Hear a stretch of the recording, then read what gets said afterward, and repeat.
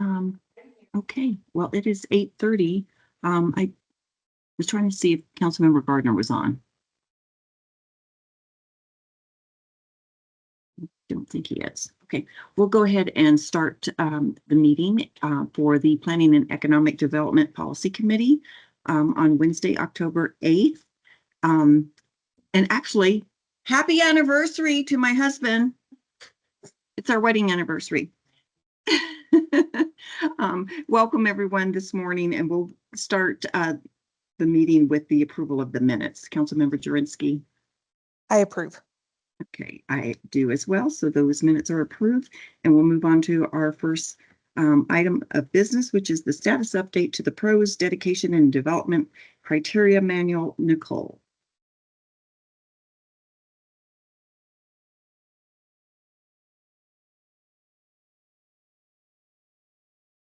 Good morning, everyone. My name is Nicole Ankeny, and I'm the manager of Planning, Design, and Construction for the Parks, Recreation, and Open Space Department. I'm going to give a brief overview of the status of our PROS Dedication and Development Criteria Manual today, but I do know that we have a fairly lengthy agenda, so I'm going to do my best to keep it brief. So just a quick overview of the PROS Manual. It was initiated and adopted into city code back in the early 2000s, and then we established a separate manual in about 2006. Was last updated in 2001. It does have direct ties into the UDO, and it essentially guides the planning, design, construction, management, and operation of parks, recreation sites, and open space areas. It does also establish minimum criteria that must be followed by PROS as well as non-city entities such as developers, builders, consultants, and contractors. It also ensures that rules, policies, procedures, and standards are applied for a quality parks and recreation system. And you all are very well versed in the world of development. So as you can imagine, it's very similar to the roadway design and construction specifications, as well as the water, sanitary sewer, stormwater drainage infrastructure standards and specs. So why was this manual update initiated? Well, we're trying to address conflicts and inconsistencies amongst this manual and the UDO, as well as the roadway manual and storm drainage manual. You can imagine when you have that many documents, you often find some inconsistencies or things that might appear as contradictory. We also need to add in some additional language to ensure that the ordinance passed back in August of 22 for water conservation. We want to make sure that that is well integrated into the PROS manual. We also need to address some development community concerns, such as if and when there is criteria where we could be more flexible. We'll be reviewing the land dedication calculation, just all of the methodology, and that's associated with both the cash in lieu for park development or for public land dedication. And we'll also be looking at those development fees and capital impact fees.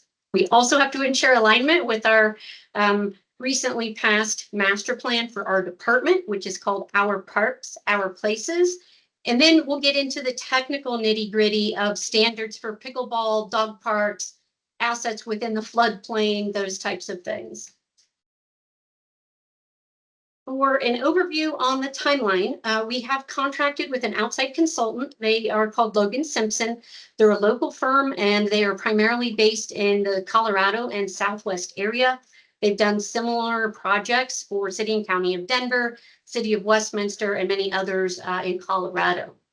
So you can see here, the discovery and assessment is in 2025. We've already initiated stakeholder engagement. They're going to be doing a full manual audit. So they're going to be going through and redlining things kind of line by line, getting a sense of what they feel needs to change. And then they will begin drafting an outline for what the new manual might look like. Then as we roll into 2026, they will begin drafting the manual and that development. They will also have a contracted legal team helping us with some assessment on the impact fee and cost recovery study. We're going to be doing some more engagement so that we can provide an update and then get that midpoint feedback. Then we'll be rolling into more specific design of the specification and the standard details and whatnot.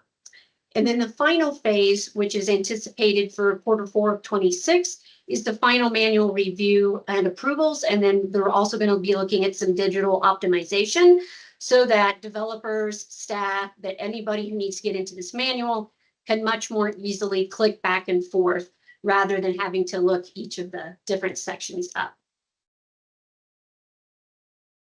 So the stakeholder engagement process kicked off in August, and you can see the various timelines here.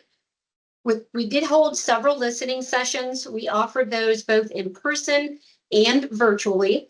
And with that, we prioritized having key staff members that are involved in the development review process, council members that elected to participate, as well as the development community. And we did that with a consultant and did not have our own pros staff present, just to ensure people could very freely speak about what they truly thought of our manual. So you can see in August, we had city council members, developers, design professionals, some of our pro staff involved in development review, as well as other development review staff participate throughout the city.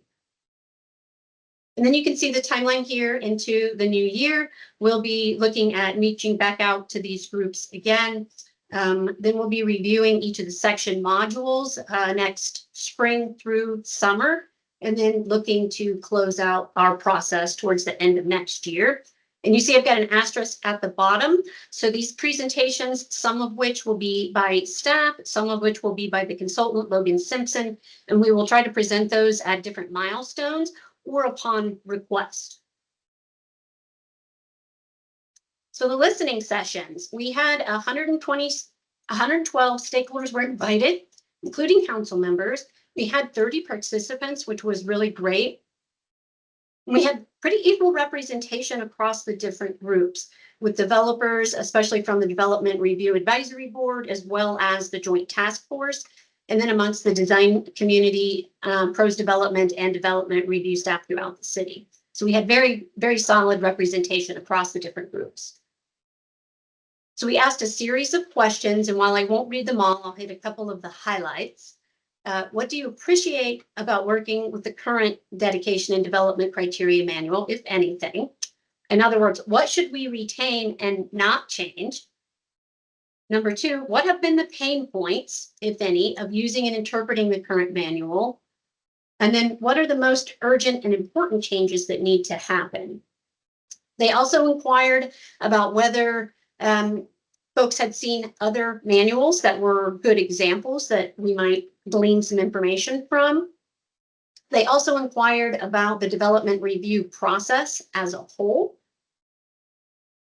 And then if there was additional time, we did have some other topics that were on the list, such as alternatives to determining the type or size of the park, flexibility for stormwater drainage and floodplain, which is a question we field frequently, whether or not calculations need to be simplified, phasing and timing, which is often called the park triggers on the Form J of our development process. And then also thoughts on the city's current impact fees, land dedication fee structure. So here are some of the themes that we heard through this process. The primary theme was providing predictable flexibility to account for variables in development type, site, and the economic market. There is a desire amongst all of the groups for the manual to be less prescriptive and a desire to balance quality park space over quantity. In other words, some of the things we heard is that our current manual is very acreage based. And for example, the community parks are challenging. 40 acres to develop, to either dedicate that land and develop it, or to provide that cash in lieu. The development community sees that as a challenge. And then staff are trying to work with the development community on the back end. So we recognize that's an area that we need to address. There was also a desire to encourage and reward creativity for exceeding those maximum standards, because with any development code, as you all know, they're base standards. Those are minimums, not maximums. And so they set forth those minimums. So we do have some developers that we're working with that really want to exceed those, but they want to figure out some way that they can really receive credit for doing so. And then there's also a desire to balance requirements for higher density mixed use and infill, which does differ, as you know, from greenfield development, and trying to avoid some unintended consequences, which sometimes can be seen as unintentionally disincentivizing density. Because of the fees that they get so high, sometimes developers come to us and say, hey, you know, we really would have liked to build, you know, X amount of stories with X amount of units, but when we start looking at the park fees, it just seems insurmountable. There's also a perception amongst the group that the city and developers do not have the same standards. And so again, our standards are a minimum, and that's for all development, whether our department is doing that or the private sector is doing it. There's also some concerns of equity in park access, geographic distribution, especially when some developers are going well beyond those minimums. And then there was also a request to better align the PROS manual and the city's UDO, as well as other manuals, which were things that we had identified when we initially contracted with Logan Simpson. We also wanted to address and tackle topics for future interdepartmental coordination. As you can imagine, whenever you take on a process like this, you hear many things that might impact the UDO or the stormwater manual or the roadway manual that may not be specifically appropriate for the PROS manual. So we are going to be documenting all of that and coordinating with our counterparts in other departments. Brandon and I are already coordinating on some of the topics that you're going to hear about later in today's meeting. A couple of examples thus far, just ensuring that the new alignment for UDO updates, including compact single-family options, ensuring all applicable departments are engaged at that beginning initial Amanda review. There are some concerns that if a department gets missed at the beginning of a project, that then it feels like those requirements are coming in at the 11th hour, and just making sure that we ensure that we're following our own process and really collaborating internally so that we're not providing comments back to developers where they're trying to determine which department really gets to say. And then there were also some things that came up regarding landscape requirements and detention ponds, but that's really specific to the landscape sections in the UDO, less specific when it comes to the PROS manual. And then I did want to take just a moment to recognize that there was a lot of stakeholder appreciation. So these are some of the quotes that we heard throughout. So while we recognize that our manual needs some substantial changes, please note there were also a lot of positive comments. Some of the things that Logan Simpson heard was that PROS staff is responsive and accessible. They actually call you back. You have high quality people. Aurora standards are consistent with other municipalities in the region, and that the PROS manual is helpful and very logically organized. So sometimes it's nice when you go through these processes, you know, you tend to focus on what are the negative things, the things we need to fix, but I just wanted to recognize that the development community and design teams throughout the Denver metro area do find that there are some positives. That's just a brief overview of where we're headed with this PROS manual update. So does anyone have any questions at this point? Thank you, Nicole. Great presentation. Councilmember Jurinsky, do you have any questions? Nicole, I don't have any questions. Thank you for this presentation. I just, I was first elected to council November of 2021, so just very shortly after this manual came out. And one of my colleagues and a few of us put together the Red Tape Roundup Committee. And we keep getting these presentations back to the PED committee that we addressed almost 4 years ago. And so I guess I just don't understand why why it's taken this long, why the timeline is going to drag out all the way through 2026. I do get the same feedback that our staff is very, very helpful. They call back. I do get that same feedback, but I feel like we're having the same conversations over and over and over again about how many rounds of comments something is taking, and one department sends a developer a round of comments, and that department hasn't talked to another department and they send conflicting comments. Like, this has been going on the entire time that I've been on council.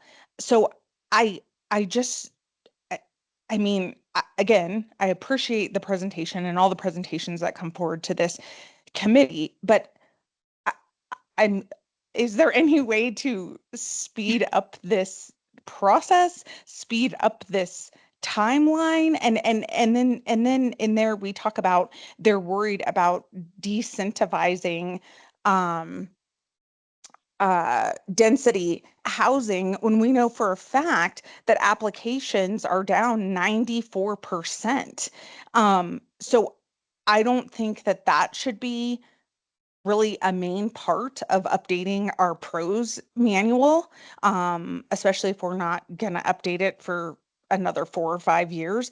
But Nicole, I just help me understand why these are the same presentations and the same questions and the same comments that were addressed right when I came on council as some of the things that Councilmember Zavonic, Councilmember Bergan, Councilmember Sundberg, and myself sought out to fix when we first joined this council. Yeah, no, I appreciate those comments, Councilmember Jurinsky. I joined the city in September of 22, so I came along just after you, it sounds like. So I think part of the reason why it's taken so long is that we recognize that it needs to be a fairly thorough upgrade. There are times when the upgrades and the analysis are fairly simple and we can process those very quickly. The challenge is making sure that we're addressing future development, but also developers who may want to come back in and amend their master plans. So it really does take a lot of work on the behalf of the consultant to think about any of those unintended consequences, because we have developers across, all the entire spectrum.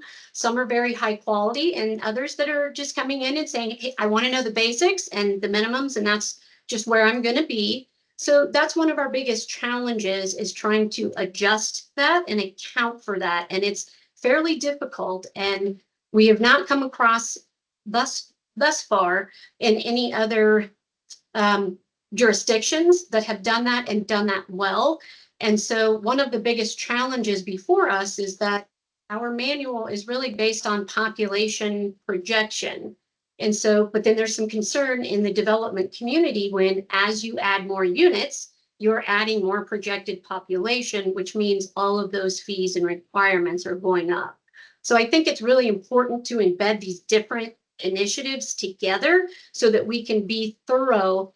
And I think in this case, it's probably a case of, one of Laura Perry's sayings is to be right rather than fast, because the reality with this one is we don't have fast answers because there are so many repercussions as we make these large scale changes. And so in a year where we're just going to update a trail detail and change a few things, that can very easily be done administratively. In this case, it's time for this manual to get a very thorough overhaul and really make sure it's tied to those other manuals in a uniform fashion.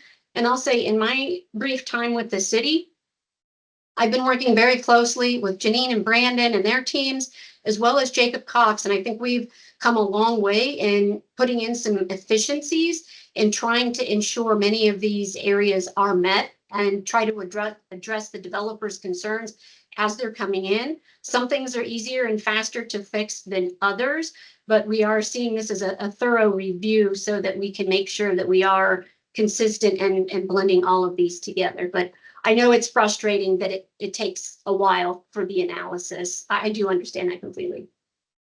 Well, I think, Chair, can I ask another Yep. question? Yes, please.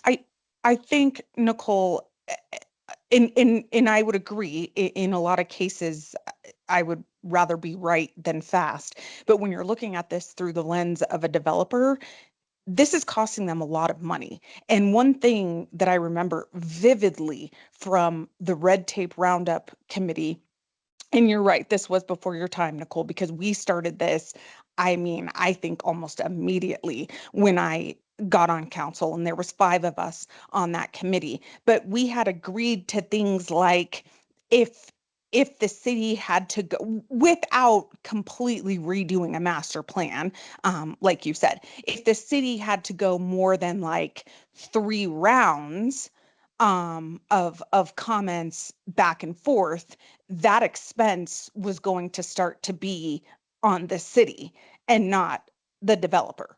Um, I've never seen that implemented.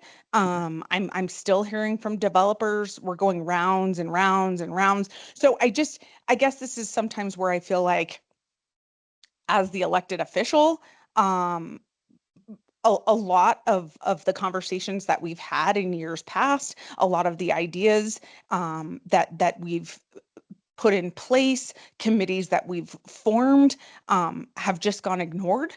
And I'm hoping we get this right, because it certainly isn't fast. So I'm hoping we get this right. But I think that, and that's great that we've hired this consulting firm. I don't want to end up like Denver. Sounds like they've done a lot of work in Denver. I don't want to end up anything like Denver.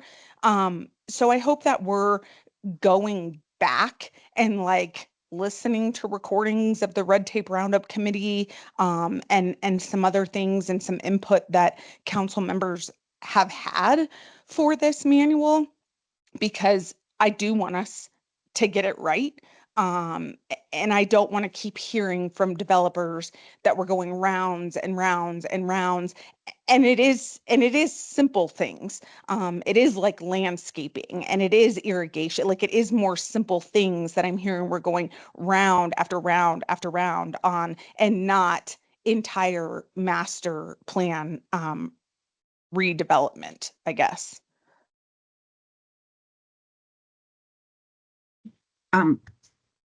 Anything else, Councilmember Jurinsky? That's all. Okay. And I appreciate the work that you're doing, Nicole. I think maybe you can answer this, because you're obviously, this is the Parks, Recreation and Open Space Manual, the landscaping, because we hear sometimes complaints on the landscaping side, in terms of obviously like the Back to Roots, the turf ordinance that we implemented.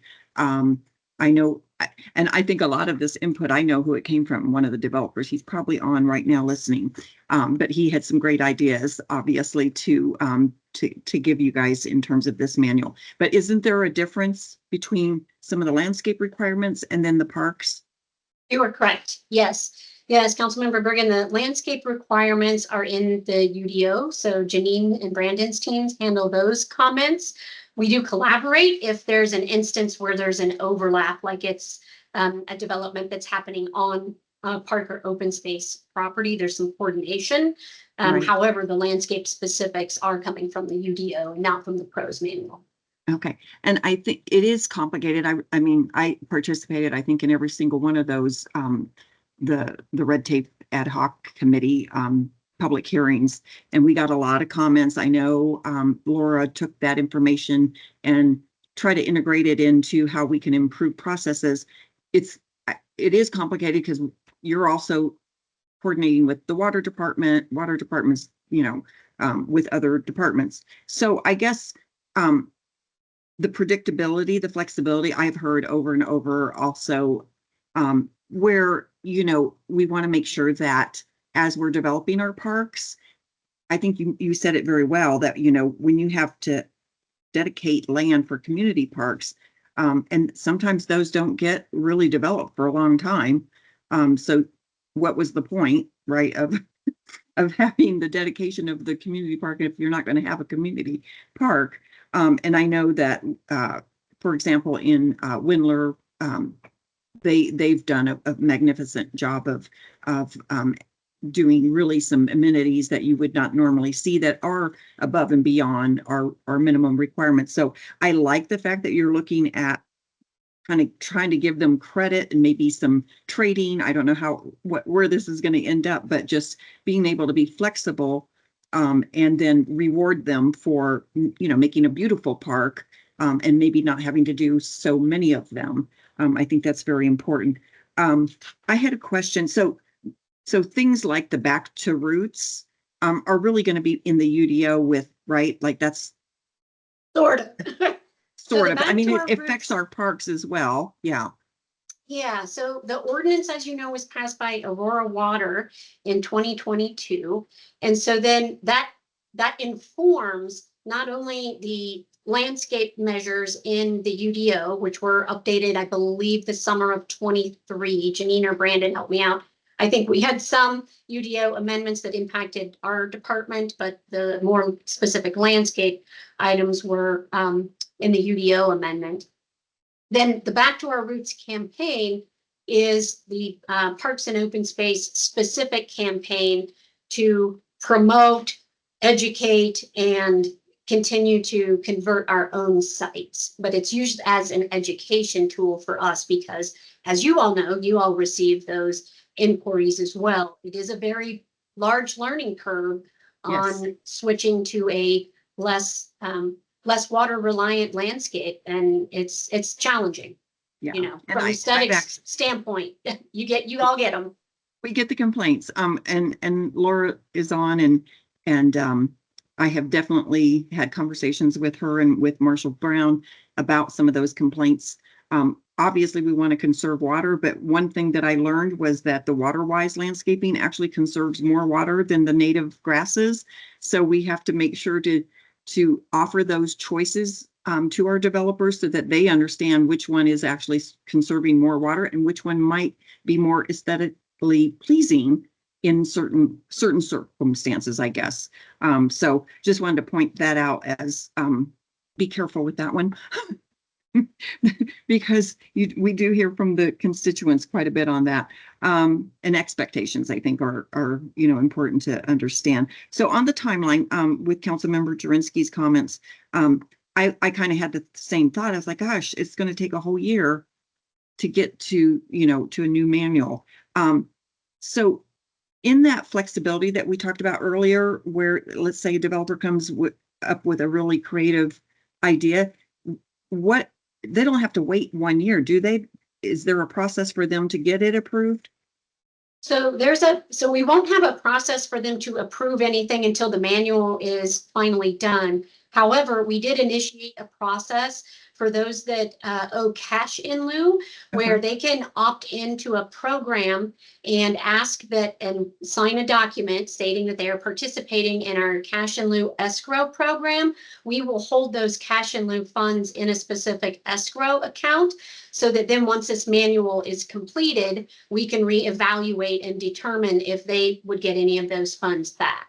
So that is the one area of flexibility while we're in this time frame of undergoing a manual update.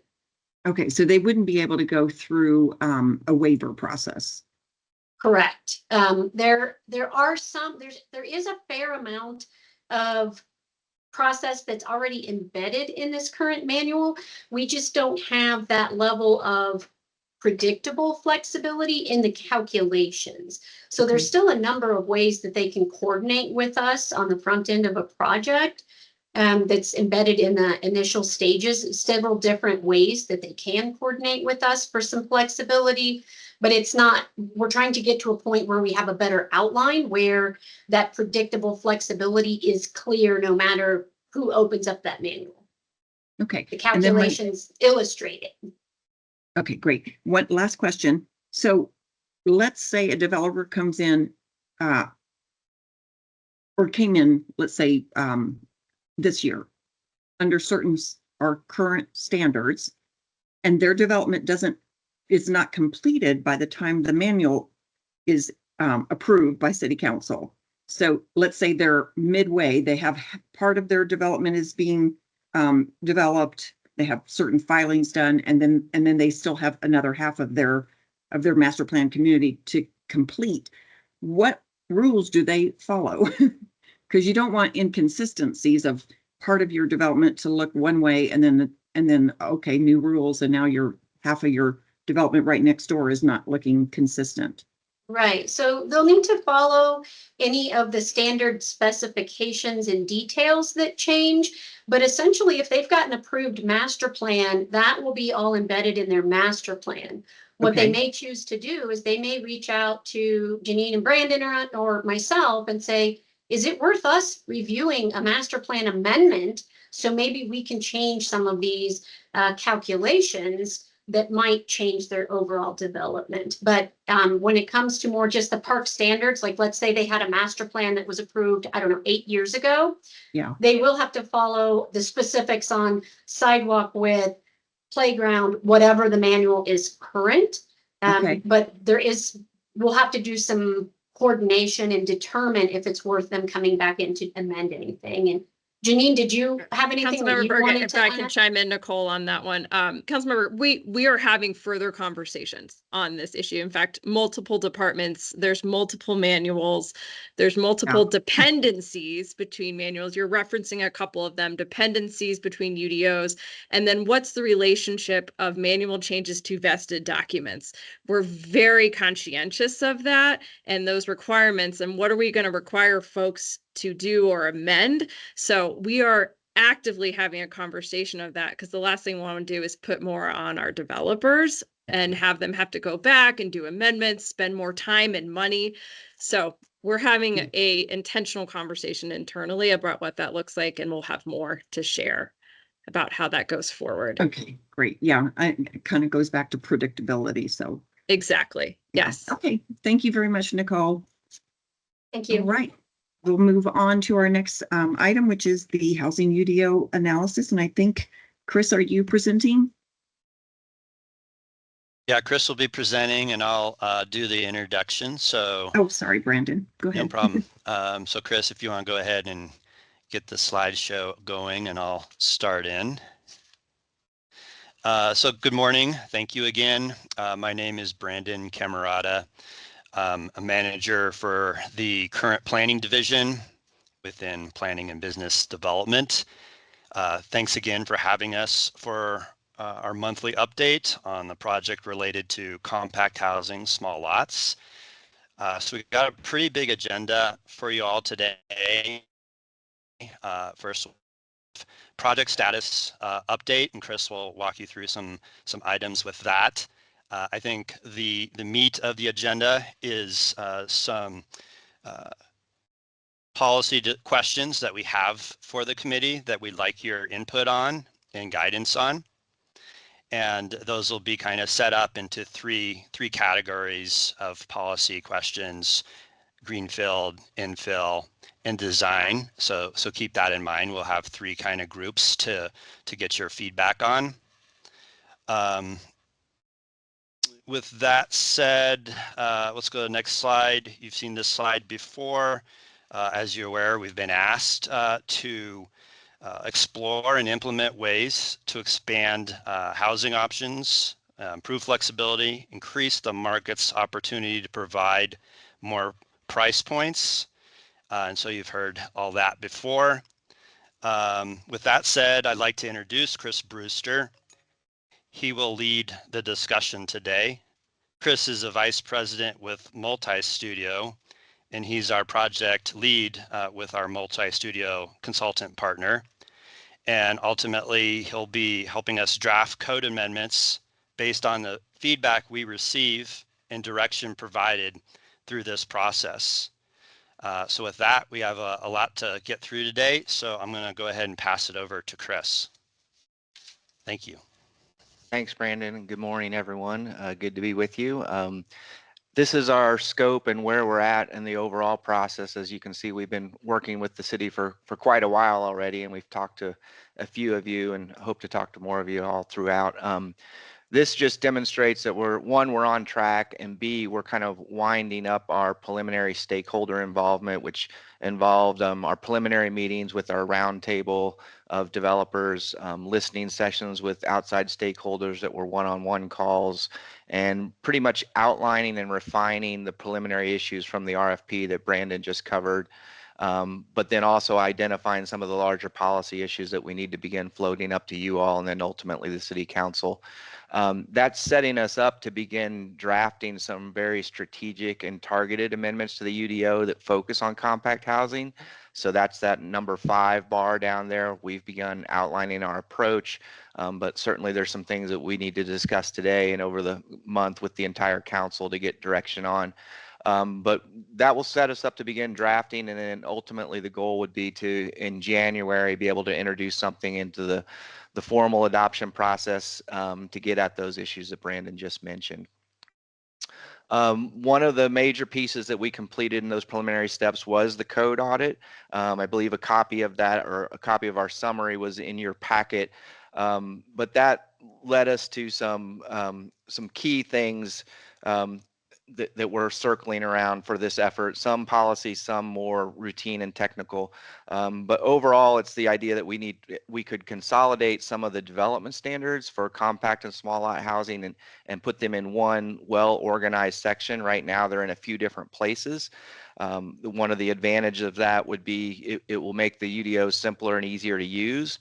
We will be able to have better comparisons among different districts or among your sub areas that you're using, those A, B, and C areas. And then that will also enable us to identify more strategic options that might be missing. We don't think there's too many of them, and I'll kind of cover that in a future slide, but it may uncover some other small lot or compact housing options that we need to be considering. The second bigger thing on the code audit is you've heard a little bit about already this morning is we've identified a few ways to strengthen the coordination to some crucial outside documents. One on streetscapes and connectivity, connecting it better to the street design manual and what's occurring and being discussed through the Connecting Aurora planning effort. And then as well as the pros item that you just heard, making sure that we're monitoring and coordinated there. So there is a lot of common themes from that prior presentation that we're working on and have already begun to coordinate on. And so that's all positive and going in the right direction. And I think the last thing from our code audit is we need to strengthen but simplify the design elements that the city's currently using. Some of them are fairly complex, but they're all circulating around the same main ideas. We think we can strengthen those by simplification, actually, and I'll have a little bit more on that discussion as well. Those inputs, both the listening sessions and our independent code audit, really aligned well. They almost uniformly were hitting on the same things, and that led us to these 7 focus points. This was the agenda for our last roundtable about 2 weeks ago, and so these are the things that we're going to continue to keep pushing on and bringing ideas to introduce into the drafts. And from these focus areas came the 4 topics that we want to hit on today, and also those 3 groups that Brandon mentioned. If we start thinking of these items in terms of greenfield, infill, and design, we can really begin to focus on the key things that Planning Commission and Council can give us direction on. So where is the code at right now on small lot options? We kind of have been, through our listening sessions and others involvement, we were kind of asked the question of, we're looking at compact housing and small lots. Does that mean we're going even smaller? And our answer to that is no, not really. So this table shows you all the things that you're currently doing with regard to small lot development. And as an outsider perspective, I think you're doing more than most communities. So I think the issues and strategies and frameworks you're using are about right. This table summarizes really R1 and R2 zone districts, and then shows you where you're doing them in areas A, B, and C. So the idea of going even smaller, we don't think is a viable one. This is about right to hit a lot of the different market segments that you want to be hitting. The question is, how do we go about enabling those opportunities, and can we expand areas where that can occur? And so we think the answer to that is yes. So your current UDO is circling around the right topics. We just need to coordinate and get a little more strategic and focused on it, in our opinion. Can I ask a question? Yes, go ahead. Sorry, I know you're going to cover a lot of this, but just since we're on this graph, so we implement. Actually, I was a big champion of small lots years ago, to make sure that we were able to incorporate those in our code. So when you're looking at sub areas A and B, it almost makes no sense to me, because actually where you sometimes need more density would be in the infill, but yet it seems like it's more allowable in the newer areas than it is in the infill A and B, like on these, small lot alternative load, or the duplex, that type of thing, the townhomes. Yes, that's absolutely right on target, and I have a slide exactly covering Okay. that. Our observation is it does seem somewhat counterintuitive. So, but Okay. there's a reason for that, right? So, but we're prepared to address that. But yeah, Okay. that type of thinking is right on target with where we think we're going. Okay. Thank you. So on that point, kind of building off that, one of some key elements currently in the UDO that we want to strengthen, the neighborhood design principles. We've been circulating around that kind of concept from both the places Aurora plan and things that are in the current UDO to enable small lots in subarea C. These 5 principles are crucial. These are the things that make small lots valuable. These are the things that build quality communities that can support more small lots. And so we think strengthening these principles is really important to opening up opportunities. Now, when we go to areas A, B, and C, we think strengthening those distinctions are also important. So for example, in areas A, B, and C, you already by default have a lot of these bigger, larger framework places going with it, so as far as the streets and connectivity and mix and transitions and proximity to services. So that alone is telling us that, yeah, area A is ripe for more small lot opportunities.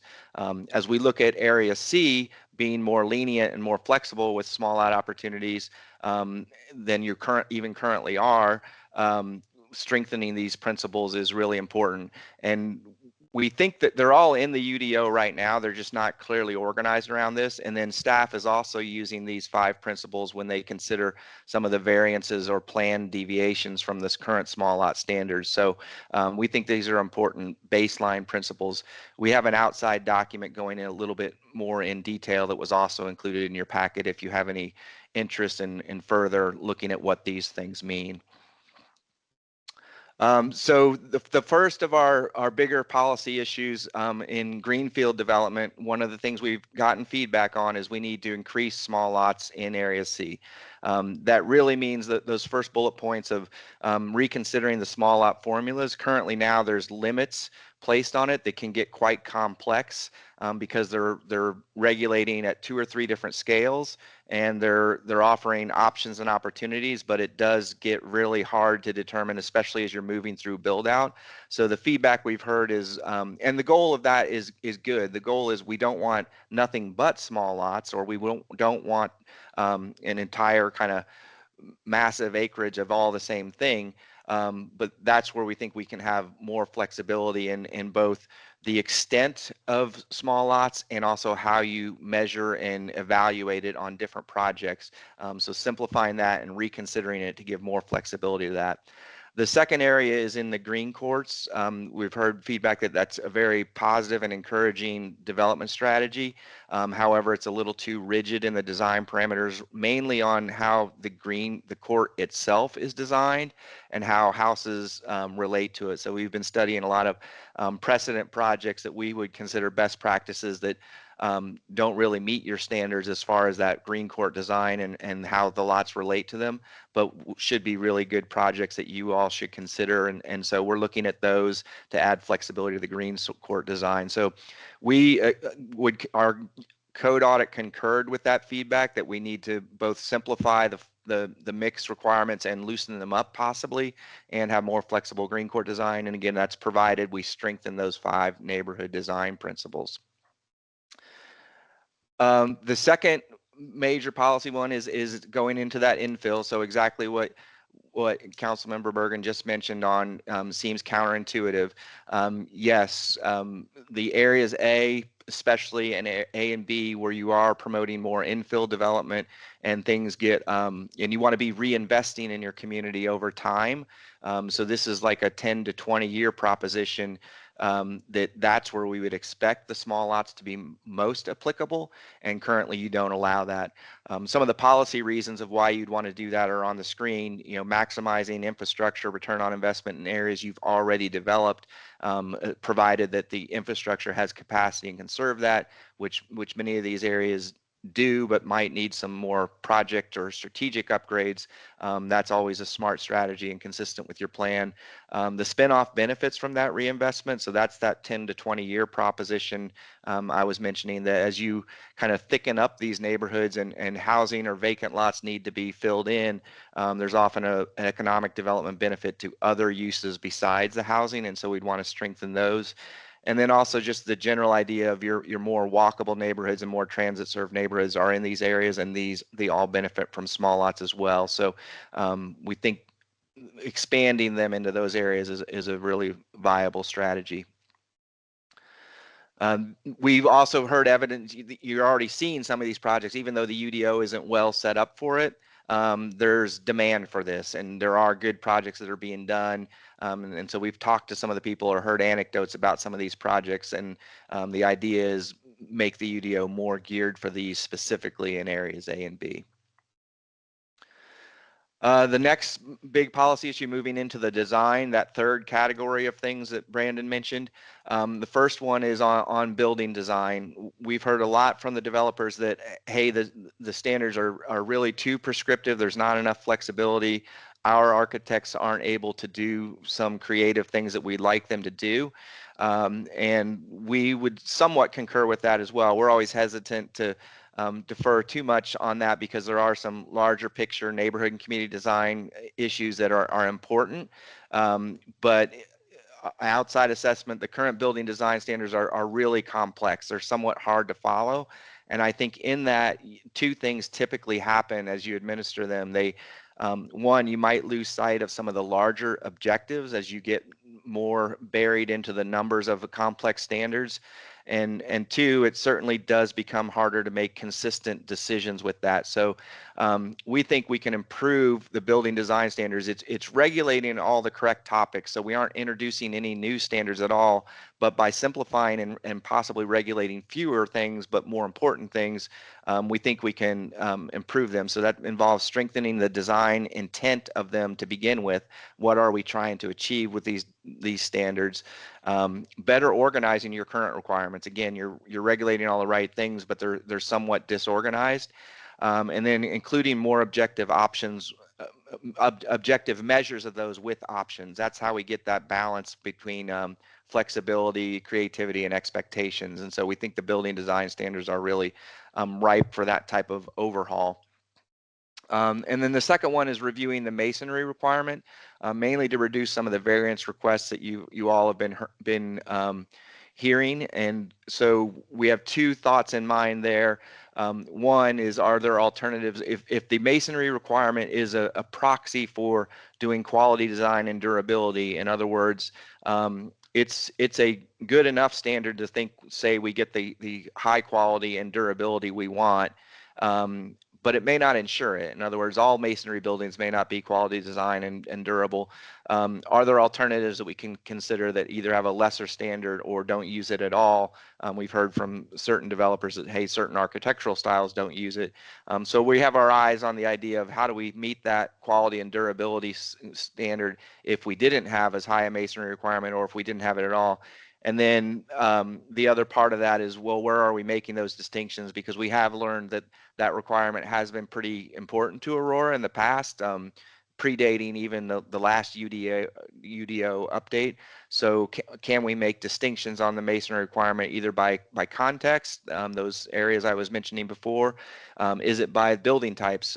So the smaller you get, maybe there is a different masonry standard or a different approach to masonry, or is it specific project types, whether it's some of the distinctions you have in your code right now between multifamily, small lot, whether it's a affordable project, things like that. The last design issue is parking flexibility. We've heard a lot of concern about this issue of, hey, how do neighborhoods function? How do our streets function as we develop more compactly? Our first assessment is your parking requirements. The quantity is about right, particularly if you're developing in areas that we know will continue to be relatively car oriented. In other words, we aren't having people moving in that are driving less or having less cars necessarily, although you might have that in certain areas. So the idea that your parking requirement should be brought down doesn't seem like it makes a lot of sense necessarily. And we think it's about right and it's comparable to other communities. In saying that, we do think UDO has a lot of options for those proven low demand areas. So where you do truly have transit served areas, or where you truly have really walkable communities where people might be living in a more car light context, you can reduce that parking requirement. Or when you have specific projects that have a known lower car ownership or low driving, whether it's age restricted or affordable, you have the ability to reduce that parking requirement when it is an impediment to better housing options. So we came up with the idea that I think the quantity is about right, and we think you have enough flexibility, although maybe we can improve the focus of that. Where we have found the kind of impediments or constraints is flexibility towards the location and design. So what we mean there is, can we look at strategies that address parking at a larger scale? The smaller you get, the harder it is to get parking on a site. So we're familiar with projects that have more remote or block scaled parking, where the parking's consolidated in one area. That leads to tremendous efficiencies from the developer standpoint of access, circulation, and where the parking goes. And then the rest of the block can be developed. So we're looking at models that do that, but it would mean some changes to how you're currently approaching parking, particularly for detached housing projects.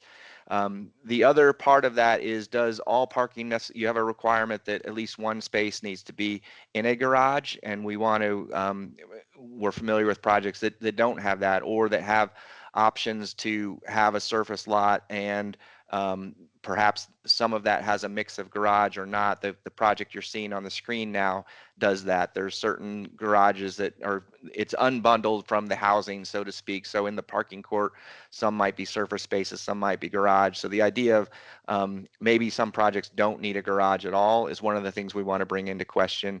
And then the third part, the last point there is, it goes with maintaining the quality of the neighborhood design and streetscape design, and really preserving those areas for the on-street parking that becomes not the parking requirement, but that overflow, whether it's visitor parking, guest parking, or where homes have more cars than are parked on site. In these compact neighborhoods, you often see the on-street parking being utilized for that overflow, and it actually does help with streetscape design. And so there's another area of coordinating with the Connecting Aurora plan and streetscape design. So that's a quick summary of where we're at, and those four, again, four larger policy issues. They're all housed within that greenfield, infill, and design. We know there's probably nuance to all of those, or maybe some things that are that we haven't directly covered, but we'd be happy to hear any feedback or questions you have on those. Okay, thank you for the presentation, Chris. Do we have questions, Councilmember Jurinsky? I do. Just a couple of things.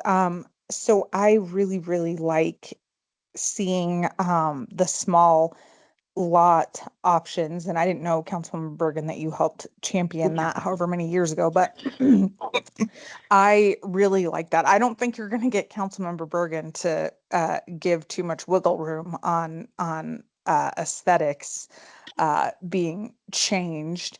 You are correct. But yeah, I already knew that was coming. But one thing that comes to mind for some of these neighborhoods that I'm thinking of, and one I think it was Richmond, and I think you showed a picture of it. The one down Alameda, one side they built the duplexes, and then the other side they built the single family homes. And I really, really like that development a lot. Giving people those options, and obviously at different price points.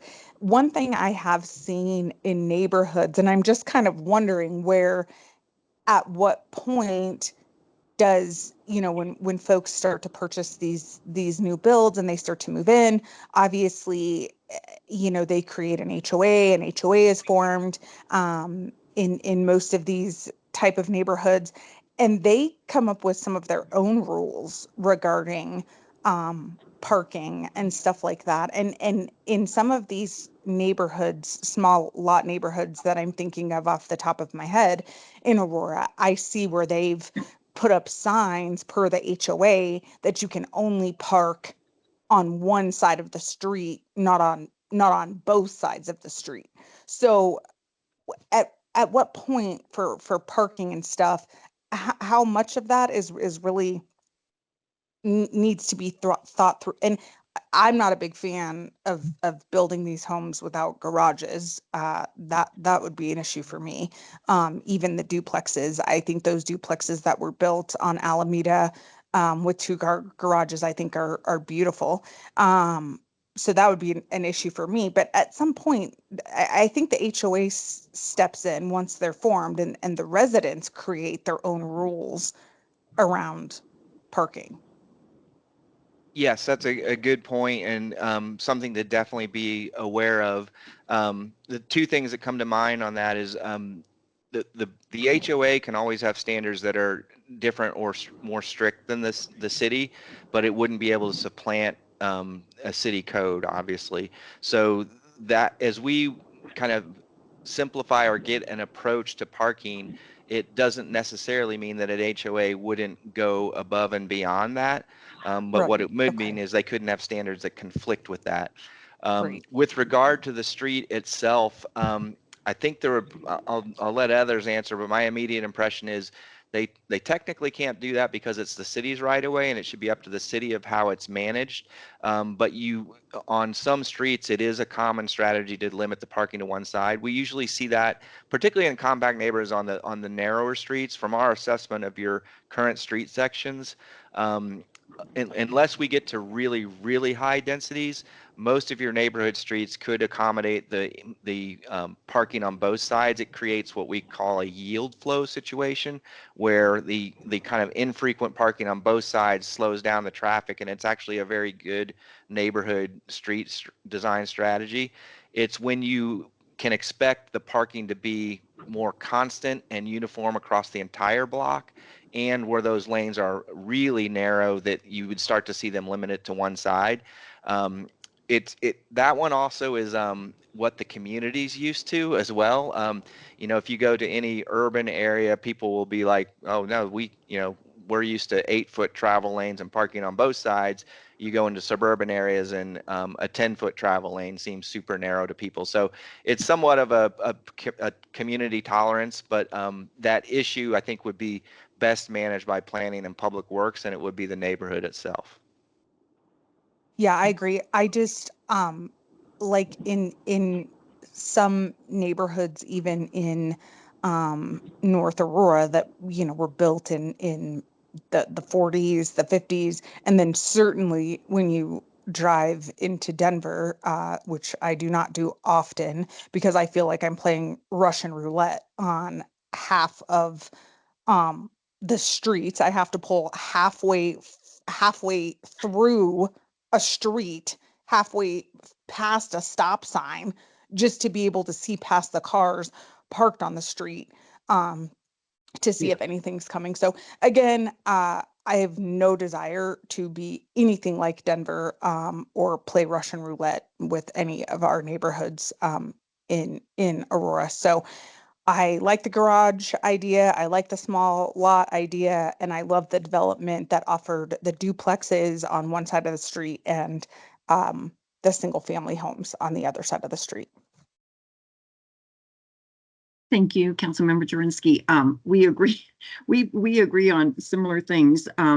Just because we all on the elected side get a lot of the concerns from constituents or the complaints from constituents on parking a lot of times and so forth. So I agree that it may look good on paper, but in reality, lots of issues come up, especially when people have, you know, graduation parties for their kids or holiday parties and so forth. And then there's no place to park. And then we end up having to send parking out, our parking division out there to cite, give citations and so forth. So I just think, you know, ensuring that there is flexibility, but then also, you know, just common sense of requirements, like you said earlier, Chris. Unless it's a transit oriented area, people are driving cars. Like, we're not getting rid of cars. So I also think garages make sense, especially in Colorado when we have snow and hail, and we want to reduce, you know, insurance claims against hail, and it's just safer for residents to not have to walk out in sub-zero temperatures to get to their cars. When you said remote parking, so is that just for visitors? Or, I mean, I can't imagine you would want remote parking as your primary parking as a resident.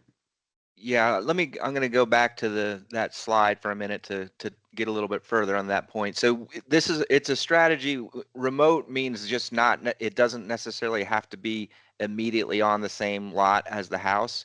So this strategy kind of comes from either master plan communities or that courtyard housing format where they look at the project and they put the parking area in the most remote portion of a block as they can, and then connect it well to the dwelling units. So the benefit of the strategy is twofold. One, as I mentioned, the parking footprint, the footprint of both the driveway access, the circulation, and where the cars are stored can be a lot more efficient because you're not having to do it for each lot. The second important thing is that really helps preserve streetscapes as well, because less curb cuts, more consistent sidewalks, and those types of things. So the strategy of more remote parking is really the idea of handle it at the block scale. So it's not saying, like, so in the picture above, each of those units is probably no more than anywhere from 20 to 50 feet away from a parking space for that unit, but it's concentrated internal to the block and all in one place so that Okay. they have efficiency. So it's taking that idea that you usually see with courtyard housing and expanding it to all types of housing, and just saying, hey, let's look for ways to do parking at the block scale.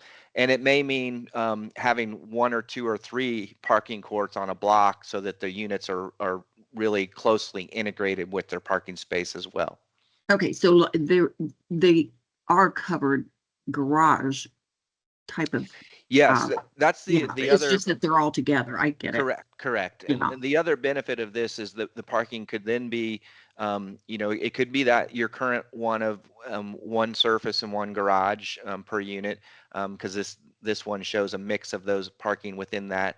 It could be, you know, one of the things we discussed at the development roundtable was the idea of, well, maybe you don't have the garage right now, but it's built at a later date, and you can kind of grow into that, particularly for the smaller houses trying to fit a more affordable price point. Or maybe there's a mix of carports, garages, and surface lots. So we could look at all kinds of strategies that hit all of the points that are important to you all. Okay, great. And then on the masonry, because aesthetics is important to me. I don't want us to look like we used to look like in the 1970s. So, and we don't want to look like Colorado Springs and we don't want to look like Denver. I think the quality of our neighborhoods in the last decade, 2 decades, has really improved in our city. So what is our current masonry requirement and what was it? Because I thought it was 40% and now it's like way low. I can't remember. Laura, do you know? I think it's 15% Oh, for thanks. single family detached. For townhomes, it's quite a bit more at 50%. And yes, you're right. It used to be more. I don't know the exact numbers, but I think around 2012, it went down to 15%. I mean, from that some. doesn't seem like a lot. I mean, we made a lot of, accommodations to reduce that. I have heard from developers that sometimes masonry doesn't necessarily make it look better. So I get that. And I guess it's more, when you see like just siding and it's just there's no, I don't know what the correct terminology is, but there's not, the building doesn't come out, let's say with a balcony or there's not a porch or whatever. That's when it doesn't look good. And I guess what we're saying is, would there be a trade-off if they didn't do as much masonry, as long as they did other elements of design to improve it? I'm not using my words correctly. Yeah, no, that makes perfect sense, and I think that mirrors our discussion. We've heard two things there. One, that certain architectural styles don't use masonry, and so if they're being asked to do something inconsistent with an architectural style, that may not necessarily lead to the best design. So there's that idea of where, we could maybe build into the code some kind of discretionary review that provides that relief. The other that you're mentioning is it goes more to the just general quality of providing. What masonry does well to kind of hit that quality appearance is it adds depth and texture to those walls. So even if there's nothing else on them, a masonry wall appears more rich than just a pure siding wall, and that has a quality appearance about it. There are certainly other things in architectural design that can add that depth and texture. So maybe that might be another one where we could provide options or relief from that if you did these certain things. Those are the ideas we're considering. And then that last point is, well, where and how do we provide that relief? We want to keep the code as simple as possible. So the more kind of nuance we add to it, the more complicated it could get. But there's certainly some things that you're currently doing, as Brandon just mentioned, the different standards for different building types. We could look at refining that as well as to which ones get these certain options. So not necessarily reducing the masonry, but having almost like a trade, like if you have this better design, then we would make an allowance on that kind of. Right, and that goes up to the overall principle of simplifying the design standards. If we really strengthen the intent, in other words, why are we trying to do this? Mhm. And then so we know that what's being proposed as the alternative is doing that as well or even better than what meeting the requirement would have done. Well, then we know we have a really good objective measure with some options in it because we're meeting that design intent. So we can kind of strengthen the design standards by becoming more simple towards how we're approaching them. Great. And then lastly, just I think visual representations help a lot. So, when we just talk about these things without pictures, for me, it's hard. Like when you talk about green courts or motor courts or whatever, will we be able, as you're going through this down this path of coming up with the new code, will we be able to see like examples before they're approved of maybe some ideas? Because I think that would help a lot. Yes, one of the parts of our scope is to create what's kind of loosely termed educational materials. So those might be kind of best practices analysis or actual project precedents of some examples of some of the things we're exploring. So when we come back with a draft, we'll be able to use some of that. Like it's really similar to what we see here on, hey, what is parking? Well, here's an example of block scale parking. So we'll do a lot more of that for any of the new items that we think we're inserting, and have those as a resource for you to help consider some of the amendments. Great. And I think, we want to make sure that we're obviously listening to our developers, that they have great ideas. They build, this is their business. This is what they do. And if they can bring forward, innovative ideas for us to consider, I think that's great. But then also maintaining our standards as well for our city is important. So with that, thank you very much. Mm-hmm. Okay. Councilmember Berg, if I could chime in, Yes. Chris, if you could go to the last slide for me. Sure. So I think, or prior slide, please. Oh. This is the last slide, but thank you. So the ask today of PED, and I know we have several other council members calling in as well. The intent is to take this presentation to the October 20th study session for all of council to provide feedback before we embark upon UDO red lines and changes to come back to council, particularly in these three areas. Greenfield development, so primarily area C, comfort with small lot options in area C, a conversation on small lot options in areas A and B, and then the design standards that you all just heard. So I'd like to ask if there's approval for us to move forward to the October 20th study session to have this conversation with to provide this presentation to all of council as well. Yeah, I mean, I'm good with that. Councilmember Jurinsky? I approve. Great. Okay. And then you had the timeline on the. Yeah, so the next slide, Chris, to wrap up where we're going. So October 20th study session will be the chance for all of council to provide us with feedback, and then we will return at the November 12th PED meeting with an update, and the team's already beginning to draft red lines to the UDO. So we're doing this concurrently with this conversation, so we're not losing any time. And then the intent is to get back to council with draft language before the end of the year, hearing you all that you wanted to see it very soon before it moves forward to council for approval. So we're honoring that with this schedule. And then the intent is to come back in January through the formal process for the UDO amendments through council for approval. Okay, and it has January through March, but I mean, through that time conceivably frame. could be the end of January. We have planning and zoning commission we'd need to go to. So all the steps involved in that formal approval process. Okay, all right. Thank you very much. All right, anything else on this topic? I know we have other council members that certainly have questions, and so it's great that it's going to go to study session. I think one of them got a text from Councilmember Hancock on materials like metal versus masonry and so forth. So I think just it's all back to flexibility, but how does it look in the grand scheme of things? So thank you. And next we will move on to our miscellaneous area topics, and I think I have a report from Aurora Chamber of Commerce, Naomi. Yes, good morning, everybody. Thanks for giving me a quick moment to share an update on something that I think you guys will find extremely valuable.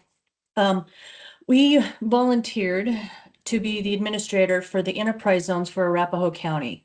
It was previously done through the city of Englewood, and when they incorporated, it was Englewood, Sheridan, and Littleton. It was a really small group, and then now it's blown up to 7 different communities, and Arapahoe County is the big encompasser. So they were looking for somebody to really kind of manage it on a full-time basis and put it together. The good news about this is that Aurora had not been participating in this enterprise zone process, and so when we found out about it, and it was one of those things, it's actually 2 people who are no longer part of our community. So Andriy Omanek and Yuri Gorloff both made this happen, and totally beneficial to our community. And then we volunteered to be the administrator of it. So we're going to do that. And with this enterprise zone, it's going to encompass three different areas that are in Aurora. So let's say the south area, Colfax. The big stretch of that, it's over there. Havana Street, there's a I-225 corridor area. So the businesses that want to apply for this enterprise zone get sales tax credit at the end of the year. And I'm in the process of learning a little bit more about it, but I definitely wanted to make sure you guys knew so that when we have a lot of redevelopment going in, there's opportunities for these organizations and business to really get sales tax credit at the end of the year. And I don't think we've been really participating in that as significantly as we could. So I've got a lot of education I'm trying to catch up on, but the simple things are if you have a restaurant that you want to open and you have to go off and buy restaurant equipment, things like that. If you apply for this enterprise credit, is that through this thing, you can write off a big portion of your sales tax for that kitchen equipment you have. There's a big renovation for vacant building. I think will really benefit the Colfax corridor. And that's like up 25% of your hard costs you can recapture back in your sales tax credit applying through this enterprise zone. So I think it's going to be hugely beneficial for our community. There's a whole bunch of different things like equipment purchases, commercial vehicle. If you hire new employees, you do you provide insurance for employees, things like that. So I'm very excited about it. I will come back to you maybe with a more formal presentation, but the redistricting just got approved, so Aurora is now officially in the mix, and includes a bunch of other communities, but it's their responsibility to manage that piece. But we're going to really kind of be pushing it out and wanted to make sure that you guys know. And then we also update the rest of council. So for the areas that you have, when we know we want to try and talk about renovating the community, I know that there's a big push for that Colfax corridor. Let's make sure that those people who are buying vacant buildings and people that are looking at opening new businesses get into this enterprise zone so that they can establish a tax credit right at the end of the year. I just really got fired up about it, and I think it's a great opportunity for all of us. And I wanted to make sure that I just start spreading the news and letting everybody know. So that's all I wanted to tell you. Thank you, Naomi. I would really love to have some more information on that. I am actually working with staff on, being able to revitalize some of those retail strip malls where we do have vacant buildings and so forth. So if anybody qualifies for that enterprise zone, yeah, I'd love to have more information. Absolutely. I'll get you, Sure, they just established a map. So I'd love to give that to you guys. Yeah. Sorry, Danielle, go ahead. That's okay. I actually, in a previous life, owned a business in Inglewood, Sheridan, and Littleton. And I'm very familiar with what you are talking about. And specifically for Inglewood, they did that to build up and designate their downtown area. So there is actually a designated downtown Inglewood. Aurora hasn't even been able to do that yet, but Inglewood has. And so that program, it really is a cool program, but it really had the intent on designating, I don't want to say an entertainment district, because none of those three cities really have huge like entertainment venues, but it was created with the intent of like there's a downtown Littleton, there's a downtown Inglewood. All of these three much smaller cities have designated downtown areas, and that's what that program surrounds. So just so you know that. So if that's going to be the focus, is that Colfax corridor, then I think as a council, I think we need to hurry up and decide what that designation of a downtown area is going to be. Or maybe because we're such a big city, maybe it would apply differently to us in Aurora than those three other cities. But I do know that in those three cities, it was to help designate downtown areas. And I don't know if anybody on staff knows, like that Inglewood, was that a DDA as well or not? Before I know it's in the enterprise zone, as Councilmember Jurinsky said, but was it also a DDA? I don't I don't think it was. I don't think so. Okay. I don't think so, but I'm not 100% sure on that. But it probably, I mean, if the voters vote this fall on the DDA for that Colfax area, and then it is also in an enterprise zone. I mean, I guess the two overlap and maybe provide some more opportunities. Councilwoman, I have an answer to that. This is Daniel Krasnowski with Planning. you. Inglewood does have a DDA in their downtown area that was locally designated. The enterprise zones are sort of a state program that are designated to various areas. So you're right, it's overlapping in this case. And so I think because the maps being redrawn, Colfax, among lots of other places in Aurora, will be designated as an enterprise zone, which can layer with any other district designations or that kind of thing. Okay, great. Thank you, Daniel. Okay, and we now have I think a report from Brad Pierce, Oil and Gas.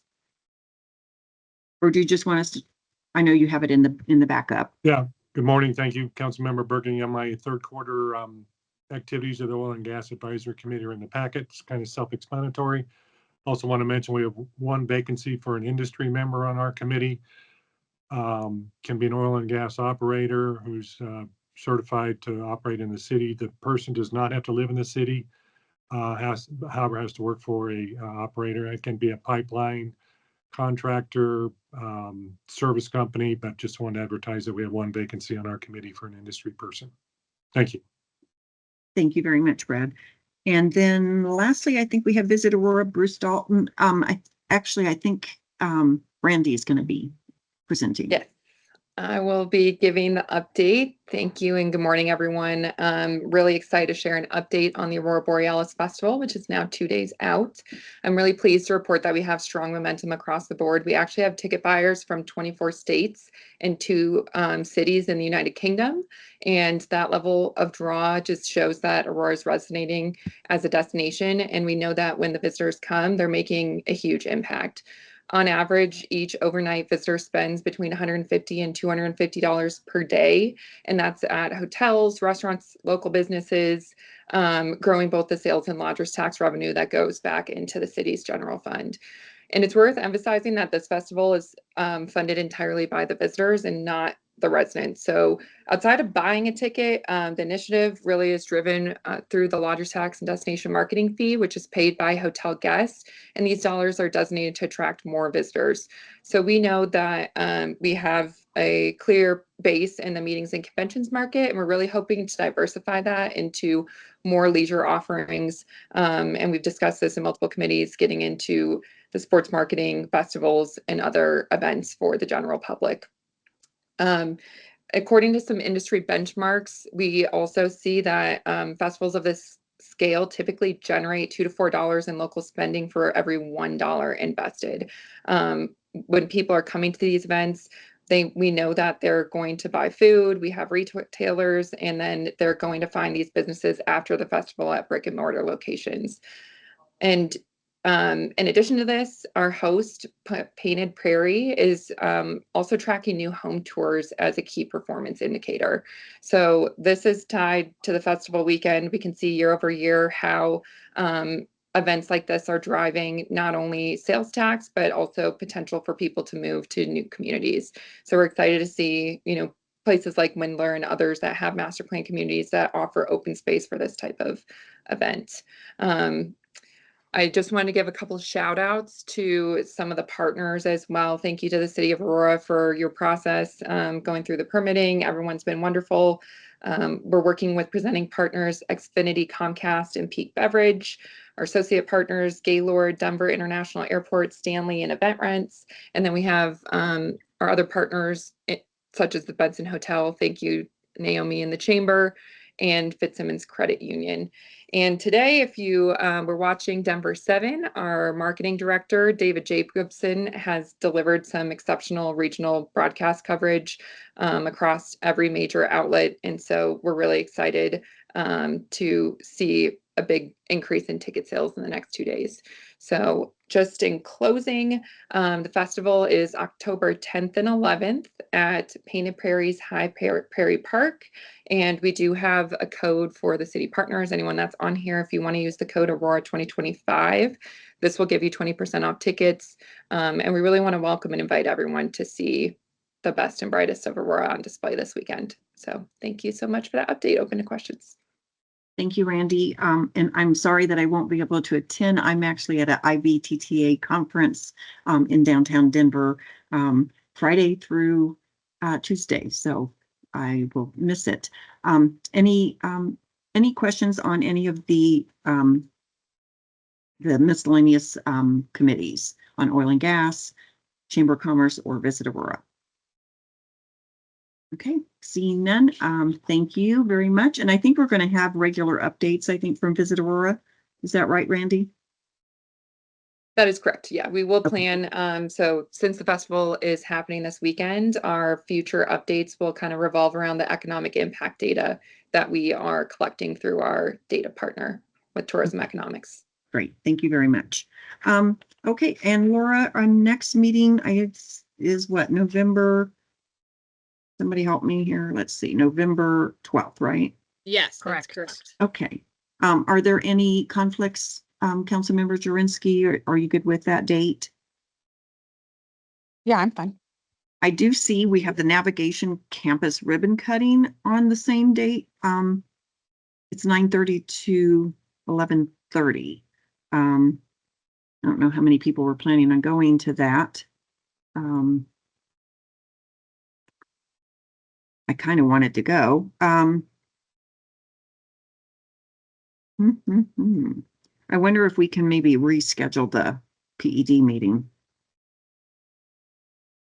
Councilmember Jurinsky, have you been to the navigation campus? Because I have not toured it. I have not either. I mean, are you interested, or I'm fine leaving PED on this at the same time if it's not like a big deal. It totally your call. I don't have an opinion either way. Okay. Laura, can we look at maybe just look at an Absolutely. alternative time or date? Yes. Okay, let's Yes, do we that. can work offline with the committee and Okay. provide some options for that. Perfect. Okay, and with that, our meeting is adjourned. I appreciate everyone being here. Oh, Liz Rogers, did you have your hand up? I'm sorry. I did. I'm so sorry, Councilmember. Just to clarify, are you speaking of the ribbon cutting on November 6th? Am I messed up here? Let's Well, see. there's going to be two events, one on the 6th and one on the 12th. All right, we're talking about November, right? I have the ribbon cutting on the 6th, which I won't be here for, but I also had why do I have it twice? So is it on the 6th now? There are two events that are going to be happening. So that's why the one on the 6th, it's not going to start at 9:30. It'll more than likely start at 11. So that's going to be adjusted. I caught that yesterday, so we're working on fixing that. Okay. So, but they're not both ribbon cuttings. No, the one on the 6th is the ribbon cutting, and then the one on the 12th is the open house. They are they're two separate events. Okay. Both at the Navigation Center. Okay, I really hope that provides some clarity. Sorry for the confusion. It does. Thank you very much. Of course. Okay. All right, but I guess we'll still look at maybe adjusting the time, right, Laura? Yes. Okay, very good. All right, well, everyone have a great day. Thank you.